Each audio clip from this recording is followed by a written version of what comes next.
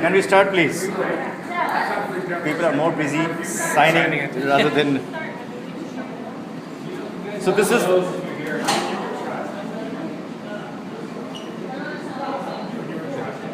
Can you see this one here? This is the fornix. Can we see the fornix? It is under the corpus callosum. This is the one which connects the hippocampus to the mammillary body. Mammillary body is here. So the fornix, the postcommissural fornix disappears in the lateral wall of the third ventricle and ends in the mammillary body.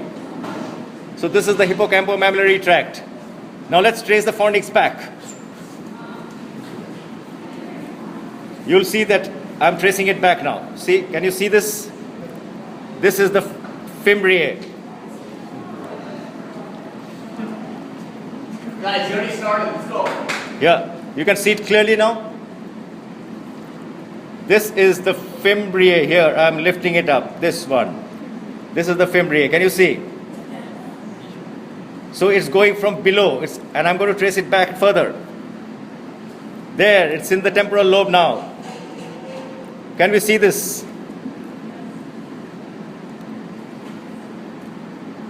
This is the fimbriae, this one.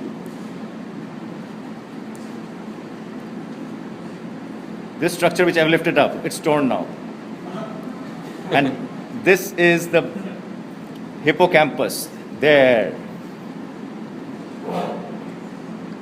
This is the hippocampus inside the temporal lobe, this structure here.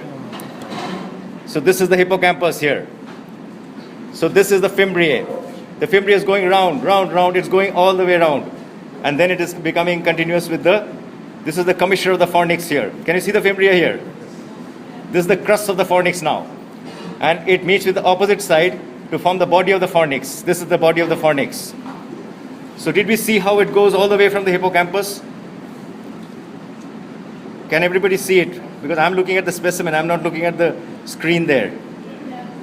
So hippocampus in the temporal lobe, forming the fimbriae going as the crust of the fornix, uniting with the other side, forming the body of the fornix, then curving down to the mammillary body here.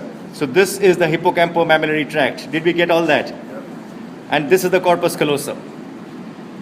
So this is one thing I wanted you to all see, how it goes from here all the way, from in temporal lobe it goes all the way up and comes. So this is the most important pathway for memory consolidation.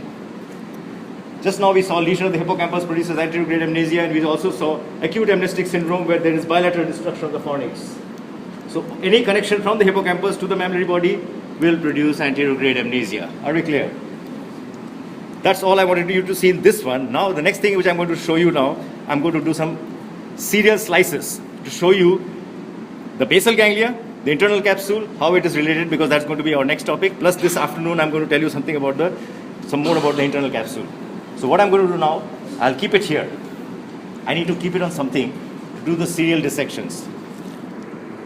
Can I have the brain knife, please? Yes. Can you pull this so that this thing comes on top of this? Yeah. So that I can keep it here itself.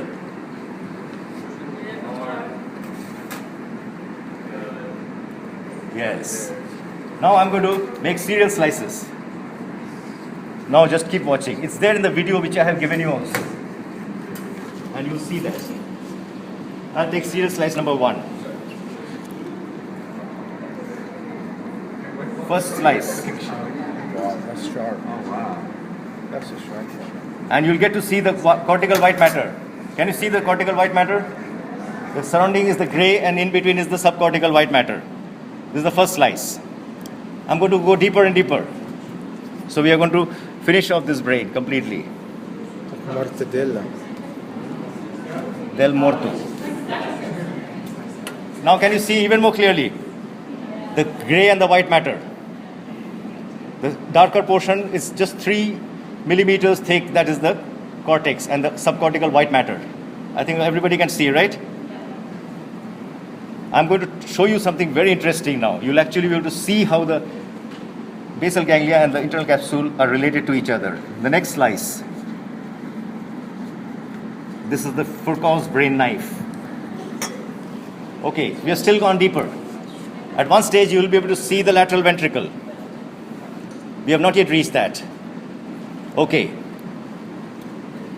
I'll go one slice further.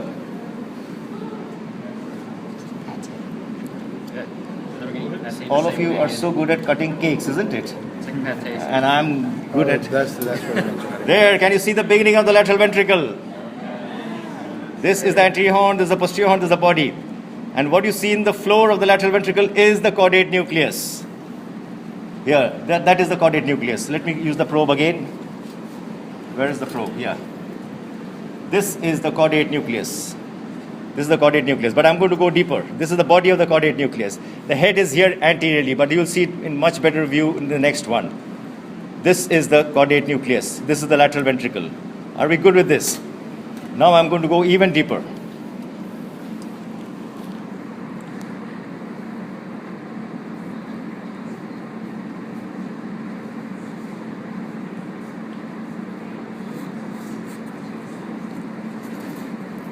We can see even better, and we can see some more structures now. Anterior horn is even more clearly visible. Clear? This is part of the corpus callosum here. You can see the head of the caudate nucleus here. This is the head of the caudate nucleus. This is the head of the caudate nucleus. This is the body of the caudate nucleus, and you can see cut section of the caudate nucleus. Can you see a little darker pigment here? This is the choroid plexus, the one which gets calcified in the trigone. Remember? This is the choroid plexus. This is the posterior horn of the lateral ventricle. Okay, now I'm going to go even further deeper. I'm going to go even further deeper.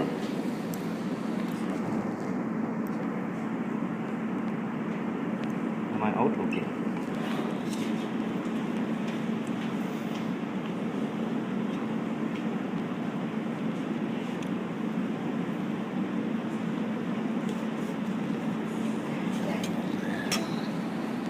Now you can see, begin to see something which you know from your pictures and diagrams. Can you see this portion here? That is the head of the caudate nucleus. Can you see it is forming the boundary, the infralateral boundary of the anterior horn? Can you see another pigmented structure here? That is the lentiform nucleus. And can you see another globular structure cut section here? That is the thalamus. So can you see a white matter in between? So that is the internal capsule. So this is the anterior limb, this is the genu, this is the posterior limb. Are we clear? Yes. Mind you, these fibers are traveling in a vertical axis, so you're seeing the cut section of that. They are going in a vertical axis from up to down and down to up.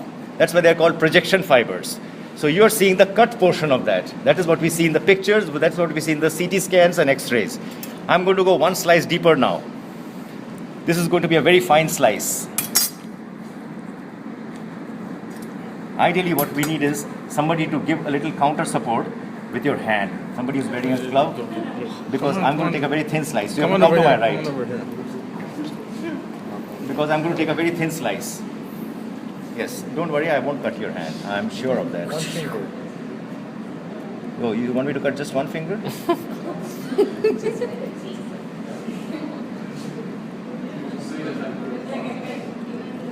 Okay. There you can see even better. You can see the head of the caudate nucleus here. This is the head of the caudate nucleus. A little bit of light, yes. There, the head of the caudate nucleus. The thalamus. This whole thing is the lentiform nucleus. And this is the internal capsule in between. The anterior limb, genu, the posterior limb. Outside the internal lentiform nucleus, there's another thin sheet of white matter. That is known as the external capsule.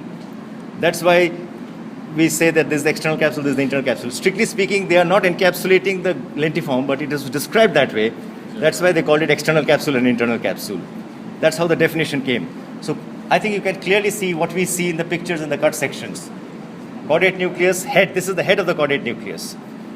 It is forming the anteromedial boundary of the anterior horn. This is the thalamus. It forms the posterior medial boundary of the posterior limb. And this is the lentiform nucleus. Actually, it consists of two structures. An outer portion, which we shall see on Monday, called the putamen, and an inner portion called the globus pallidus. And in between is the internal capsule. So, are we good with this? And I'll take one final slice, and you can see the same thing even in this cut portion. You can see the same thing here. Can you see the head of the caudate nucleus, the thalamus, the lentiform nucleus, and the internal capsule? So we are seeing the opposite of this in the cut section. This is the one which I'm going to give you a remedial today. This is going to be an even thinner slice. I'll try to do it without anybody's hand. This is shawarma slice. Shawarma.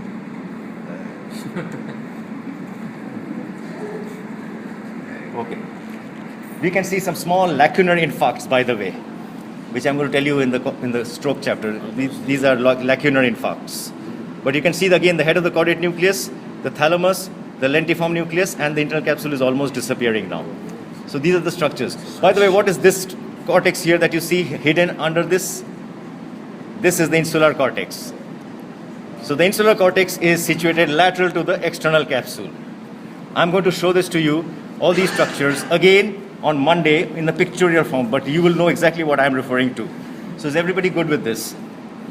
So these are the two things I wanted you to see. The hippocampus, the fornix, how it goes, and how the caudate nucleus and the basal ganglia are related to the internal capsule.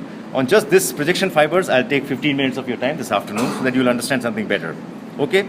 We are good. Okay. So can we chop this off?